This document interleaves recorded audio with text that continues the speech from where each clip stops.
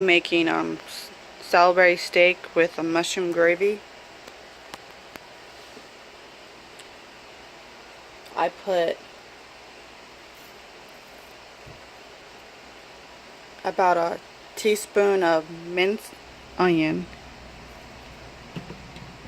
teaspoon of garlic powder, and a teaspoon of onion powder. I put 2 eggs and about 2/3 of a cup of plain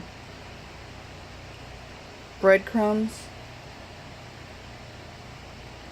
I'll be back when I shape these in patties. I forgot to tell you that I used about 3 pounds of ground beef. I made 14 patties.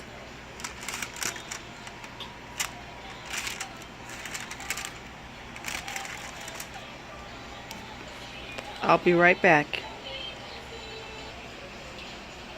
I'm gonna start frying these up. To cook them, I'll be back when I cook all the patties.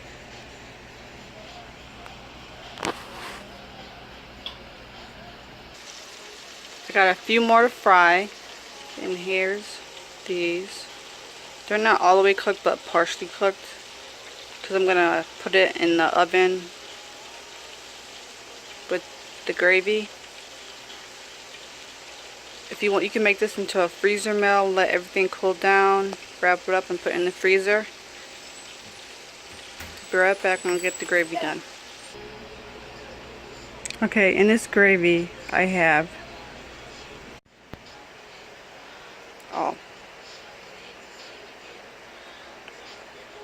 I have 2 packets of brown gravy, 2 packets of mushroom gravy. You can use the kind you want. 4.5 cups of water, 1 onion, and 2 tablespoons of Worcestershire sauce. I'll be right back when I cook this down with the onions, and I will put it in this pot. Be right back.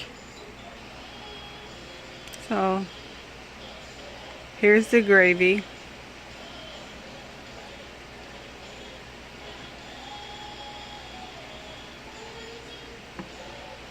I'll be back to put it in this tin pan.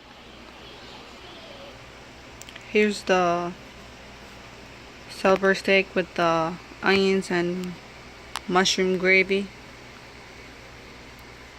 I'm going to be using this for the freezer, so I'm going to let it cool down before I put it in the freezer. When you want it, take it out overnight and put it in the fridge. Make sure you have something supporting the bottom when you cook it, and put it in the fridge